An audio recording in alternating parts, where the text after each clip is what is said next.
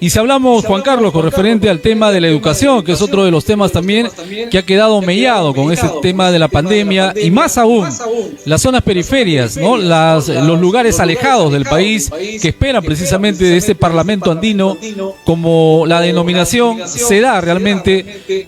¿Qué esperan finalmente de ustedes, los padres de la patria, las zonas alejadas del Perú, con referente a las propuestas que tiene para el tema del bienestar de la educación? Te escuchamos. Bueno, Ronnie, ahí estás tocando un punto clave que tiene que ver con una palabra asociada en estas épocas de pandemia, que es la conectividad. Y en cuanto a conectividad, países vecinos, como por ejemplo Chile y Colombia también, han desarrollado mucho la conectividad en la forma de intranet. La intranet es básicamente un contacto satelital, y con este contacto satelital, que es más barato que internet, viendo por el lado de las operadoras, ¿no? Como Claro, Telefónica, Vitel, etcétera, con estos sistemas de intranet tú podrías bajar Aprendo para que los niños y sus profesores puedan tener sus clases virtuales. También puedes tener conexión para el médico joven cedulista que esté en la zona y que no tiene conexión. La palabra clave es conectividad y tecnológicamente es intranet. Y esto significa bajar del satélite directamente con una antena datos, imágenes y información en general, ¿no? Esto es una de las propuestas que tenemos. Ya ocurre en los países andinos. Lo único que tenemos que hacer es armonizar la legislación para poderlo instalar en las zonas más remotas del Perú. Juan Carlos, esto quiere decir que esta propuesta de conectividad que manifiestas sería mejor que una banda ancha, porque ya desde luego es mejor que el internet, pero mejor que la banda ancha, y lo que tú manifiestas es tener precisamente una cobertura mayor. ¿A eso te refieres? Sí, así es, y en realidad es de banda ancha. ¿No? Entonces, en realidad es parte de la banda ancha. En los sistemas de transmisión tenemos, bueno, varios de ellos. Uno que también no hemos utilizado es la fibra óptica. La fibra óptica es otro sistema que tenemos subutilizado, por decirlo menos. Pero la banda ancha también, que genera una gran cantidad de transmisión de data y de imágenes y, en fin, todo lo que se mueve en comunicaciones, se baja también a la intranet. Entonces, en realidad tienes una combinación que podría aplicarse y que no se aplica, pero bueno, hay que comenzar, ¿no? Hay que hacerlo. Bien, importante realmente, y esto finalmente son ustedes los llamados de llegar pues al Congreso de la República, al Parlamento andino. Esperemos que mantengas esa posición, porque finalmente los peruanos estamos desconfiados, y creo que tú no eres ajeno a ese sentir, ¿no?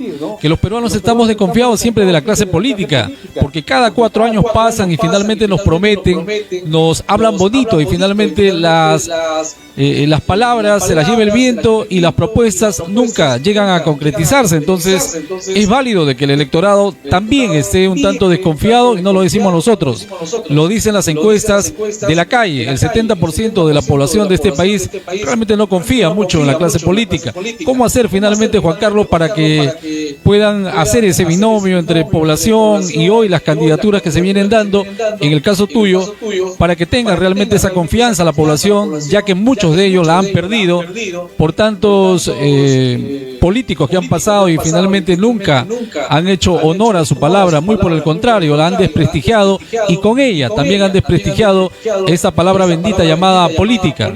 Te escuchamos, Juan Carlos. Bueno, Ronnie, yo no soy un político realmente, y si quieres un ejemplar, si quieres un ejemplo de descreimiento, de desconfianza, de decepción, de frustración, pues acá me tienes a mí, porque yo estoy hasta la coronilla de la frustración, de la desconfianza, del descreimiento, de la desesperanza. En realidad yo entro en política porque ya me cansé, o sea, o me moría yo de un ataque hepático, de toda la ira que da las traiciones que uno sufre de la clase política, o entras en política, ¿no? O sea, te quedas en tu casa renegando, o como en el caso tuyo, entras a la prensa, ¿no es cierto?, para exponer las verdades, o en el caso mío, entro al Parlamento andino para ver que las cosas ahí cambien a nivel regional. ¿Y por qué el Parlamento andino? Que nadie conoce, que nadie sabe para qué sirve, porque en realidad es como tener un portaaviones oxidado en el Callao.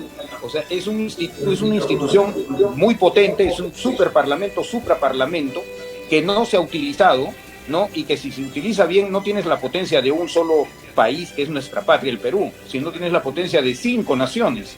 Eso, 135 millones de personas.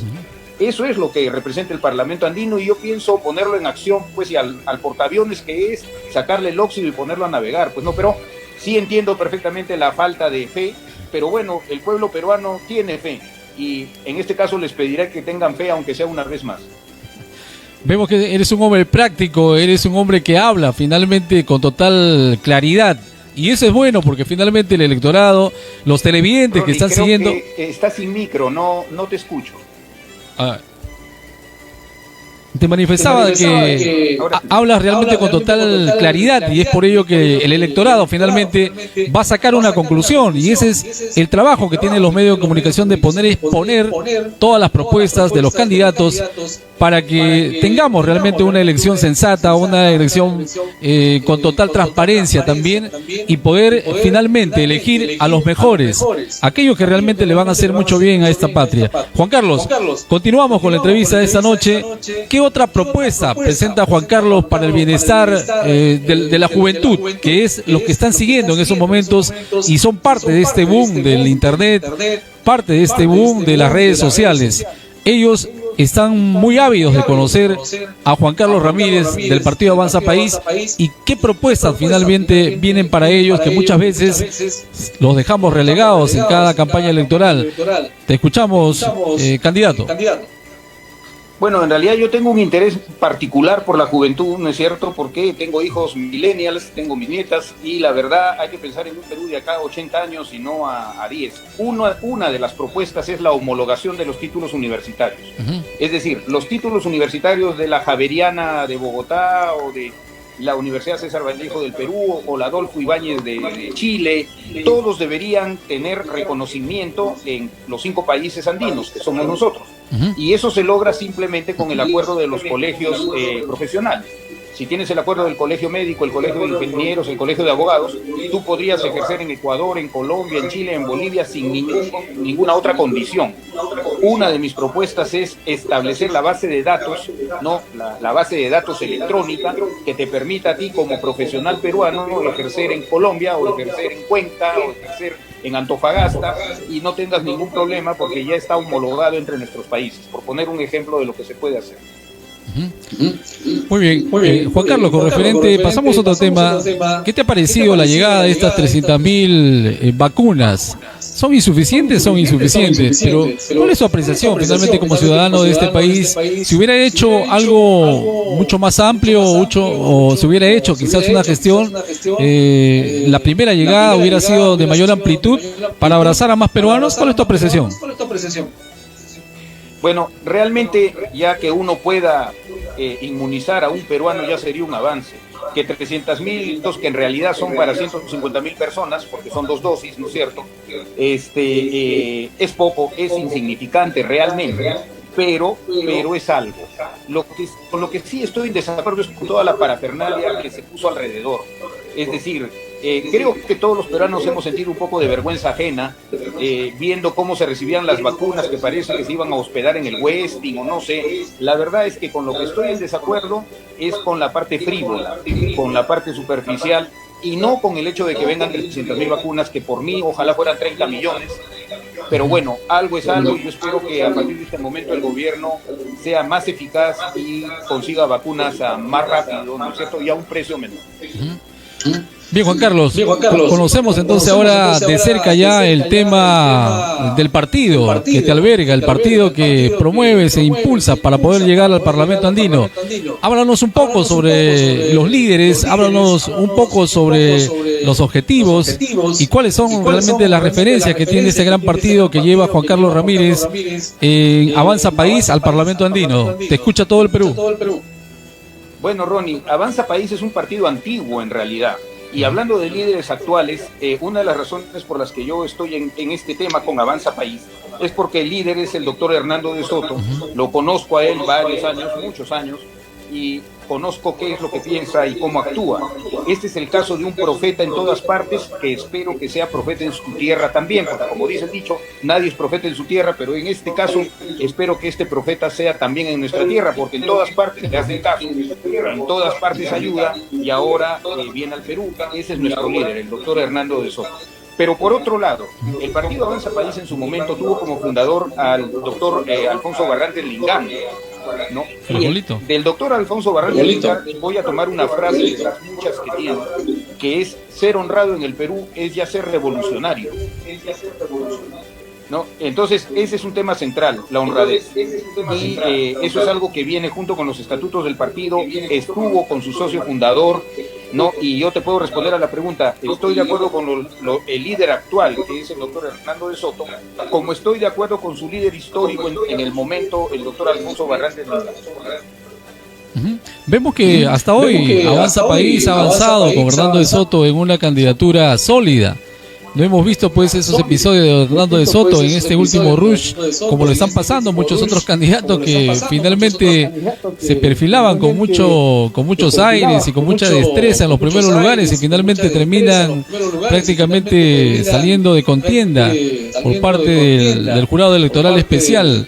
Bien, vamos a continuar, Juan Carlos, contigo, y esta noche realmente tenemos muchas cosas que consultarte y que preguntarte y que saber más cómo nace esa afinidad por la política, cómo nace ese desprendimiento de bienestar yendo al Parlamento andino para poder hacer obras y poder hacer estas grandes revoluciones que necesita este país en este bicentenario. ¿Cómo incursiona Juan Carlos Ramírez o cómo llega Avanza País? Bueno, en realidad yo tuve la invitación del presidente del partido, el señor Pedro Cenas, ¿no? El cual se relaciona con el doctor Hernando de Soto. Entonces, ante la propuesta, yo lo que les dije es que con mucho gusto, ¿no? En el lugar en que ellos consideraran, en este caso el Parlamento andino, y pues yo encantado de ir en la misma línea que ellos. Cuando uno lee los estatutos del partido Avanza País, es imposible no estar de acuerdo, ¿no? Entonces yo me enmarco en Avanza País porque sus estatutos, que no son de ayer, son de hace 40 años, ¿no? Apuntan a la integración del Perú, apuntan a la unidad nacional, apuntan al mercado, apuntan a que haya solidaridad, apuntan a tener una patria, porque es la nuestra. Entonces yo no he entrado solamente porque me lo han pedido de palabra, he entrado porque he leído los estatutos del partido y yo comulgo y comparto sus ideas y sus estatutos. De manera que aquí hay una relación más profunda que la circunstancia solamente, ¿no? ¿Cuántos años de militancia o como integrante o invitado? ¿Cuántos años ya llevas en la política o en el partido Avanza País? En la política, en realidad, Ronnie, no he estado nunca, justamente por lo que tú mencionabas, correcto, que es la política en el Perú. Pero me afilié hace 5 meses y me afilié convencido, a pesar que conocía al partido de antes, ¿no? Entonces, como en este momento coincidieron el doctor Hernando de Soto con el partido, lo más lógico, en lugar de ir como invitado, pues vean los otros partidos que van muchos invitados. A mí eso no me parece, a mí me parece que si compartes una idea, compartes unos objetivos, tienes que afiliarte y ser miembro militante del partido, ¿no? Yo me afilié hace 5 meses. ¿Y qué es lo que finalmente tú visoras como mejoras sociales para esta patria? Desde el Parlamento andino podemos hacer cosas realmente elementales en bienestar de las poblaciones vulnerables de este país. ¿Cómo visoras tú el aspecto social? ¿Qué es lo que le falta a esta patria? ¿Qué necesita el Perú finalmente para poder seguir enrumbándose en ese gran camino? Y ahora, con más razón que hemos recibido este bicentenario, ¿cómo ve usted de llegar al Parlamento andino las mejoras sociales para los peruanos? Bueno, como decía, tenemos un bloque unido que no tiene aranceles, que puede transitar con su DNI, o sea, si el Perú funciona como parte de un bloque de 5 países, le va mejor. Pero yendo a las propuestas mismas, el doctor Hernando de Soto tiene unas propuestas muy rápidas para hacer emerger valor, para hacer emerger capital de la misma economía ya existente, ¿no? Entonces, justamente su plan de gobierno se ha lanzado hoy día, ya integral, y él ya está saliendo en los medios desde hoy día y va a salir con frecuencia explicando cada punto de su plan de gobierno, solamente haciendo emerger la propiedad informal, es decir, titulando la parte informal y sacando adelante algunos de los proyectos que están trabados. Se tiene 37.000 millones de dólares prácticamente instantáneos si es que uno destraba. Y para él la palabra clave, y creo que para todos nosotros, es destrabar. Lo que hay que hacer es sacar todas las alambradas que el aparato público nos pone a los peruanos, ¿no? Y eso es lo que él va a hacer, de forma tal que todo aquello que tenga existencia real tenga también existencia legal, sea transable, sea usado como un activo financiero, aparte de un activo real.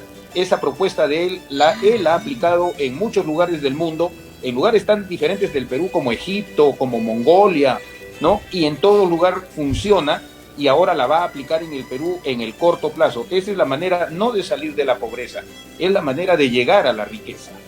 No se trata solo de salir de la pobreza, se trata de elevarnos a la riqueza, y eso el doctor de Soto realmente lo tiene claro. Y si uno lee, ¿no es cierto?, El otro sendero y El misterio del capital, ahí está claramente el instrumento que él quiere aplicar en el Perú.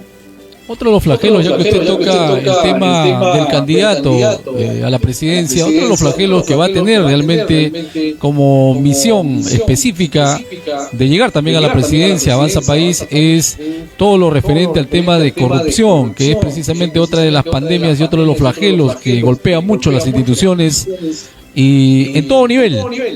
¿Cuál va a ser finalmente la postura también ustedes desde el Parlamento Andino, el señor Hernando de Soto, de llegar a la presidencia? ¿Cuáles son esos lineamientos que maneja el partido finalmente para combatir lo mencionado con referente al tema de corrupción? Escuchamos.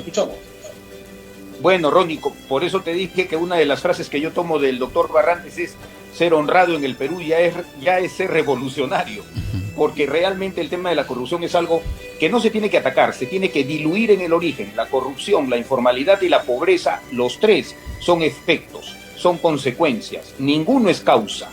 La causa es un Estado fallido, es un Estado trabado, es un Estado que permite la corrupción. Ahora, ¿cómo se va a combatir esto? En varios frentes. Primero, la Contraloría, dicho por la misma Contraloría, solo tiene capacidad para 15% de auditorías. O sea, el 85% de los ministerios, los gobiernos regionales, las municipalidades, las empresas del Estado no tienen auditoría porque la Contraloría no tiene la capacidad técnica y luego contable de hacer las auditorías. Hay que darle esa potencia a la Contraloría. Segundo, la instalación de tecnología.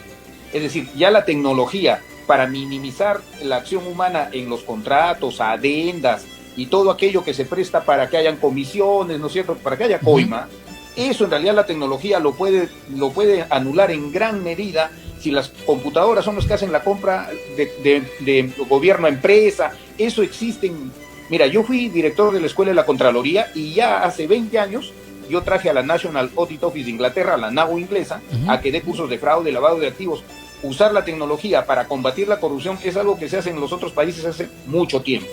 Si a la Contraloría le damos las capacidades que requiere, técnicas, económicas, si ponemos tecnología en las compras del Estado y metemos más técnicos para que efectivamente los costos que se manejan son los costos normales del mercado, tú puedes reducir la corrupción muchísimo. Lo que pasa es que como hay mucha oscuridad, porque no se le da a la Contraloría la capacidad completa, ni se instalan sistemas de tecnología que permitan también avisar cuando hay sobreprecios, cuando hay este tipo de cosas, bueno, lo que vamos a hacer nosotros es poner ambos cíclopes a funcionar para que la corrupción se arrincone y desaparezca en la medida en la que sea posible desaparecer. Bien, importantes aportes que está realizando usted en su candidatura de cara al llegar al Parlamento Andino. Juan Carlos, el tiempo de televisión es tirano.